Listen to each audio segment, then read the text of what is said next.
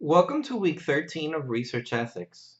In week 13, you have required activities that consist of the week 13 required readings, the week 13 discussion exercises, and the week 13 case study. Through the successful completion of the week 13 required activities, you will have fulfilled the course learning objectives, which consist of applying critical thinking when using animals in research, understanding why animals have no rights, and analyze policies used in teaching, research, and extension programs.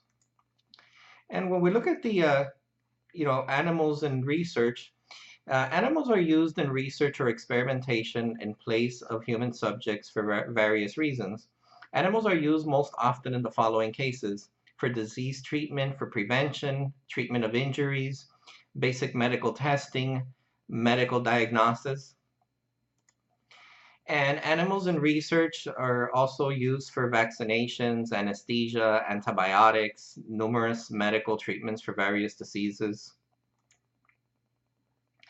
Some of the examples of the use of animals in research is, for example, the rabbit is used for vaccine development. It tests drug activity. The rat and the mouse are for cancer research, metabolic diseases, test of drug activity. The pig is used for transplantation surgery, emergency surgery, diabetes research, cardiovascular diseases, veterinary research. The dog is used for cardiovascular research, heart surgery, bone marrow transplantation, diabetes research. The cat is used for heart surgery, neurophysiological studies, development of hearing aids, research on veterinary medicine.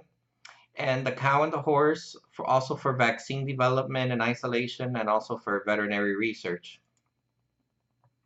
And today there exists a wide spectrum of views on this subject of using animals in research, ranging from those concerned with animal rights to those who view animals only as a resource to be exploited.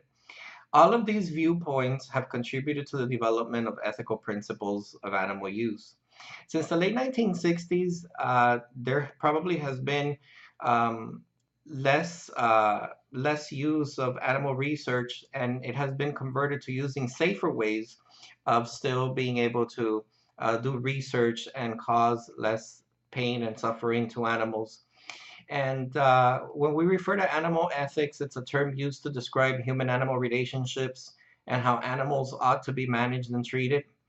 And the subject matter of animal ethics includes animal rights, animal welfare, animal law, animal cognition, wildlife conservation, uh, and of course, critical thinking in this area is of utmost importance simply because you gotta, weigh the benefits, the risks, and things like that.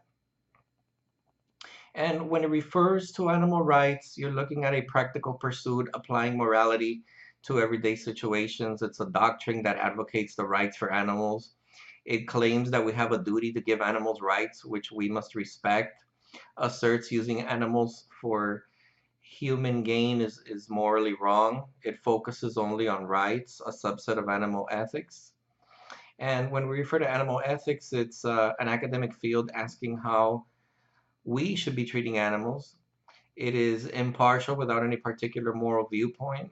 It attempts to resolve moral animal human issues with a number of approaches. It explores many ways as to how we should treat animals. Um, and of course, you got to look at the rights, you got to look at the ethics, you got to look at the consequences of animal suffering. Um, there are 5 freedoms that were originally developed from a United Kingdom government report on livestock in 1965. Um, and then by the Farm Animal Welfare Council in July 1979. Um, and there's the freedom for hunger or thirst by ready access to fresh water and a diet to maintain full health and vigor. The freedom from discomfort by providing an appropriate environment, including shelter and a comfortable resting area.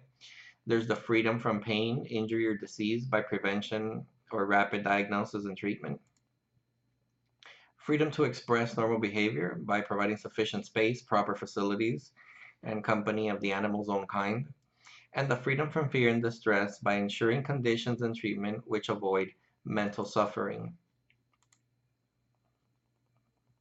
So again, they want the five freedom for animals is through freedom from hunger and thirst, freedom from discomfort, freedom from pain, injury, and disease, freedom to express normal behavior, and freedom from fear and distress. Animal experiments are widely used to develop new medicines and to test the safety of other products. Many of these experiments cause pain to the animals and they reduce the quality of life in other ways.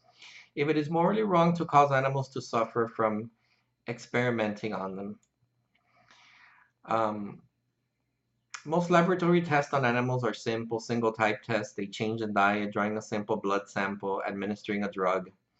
Animals are given anesthetics if a procedure is going to be invasive in any way. Dogs, cats, and non human primates account for only 3 out of 1,000 subjects in experimentation. Humans are still the largest group that is used for research and experimentation and beats out all other lab animals when it comes to testing. And that gives you a high level overview of this of this week's objectives and competencies for you to apply critical thinking when using animals in research, and then the policies according to what you can use in research and in other programs. So if you have any questions, feel free to reach out to me. I wish you luck in the rest of week 13 and reach out to me if you need any additional help. Thank you so much.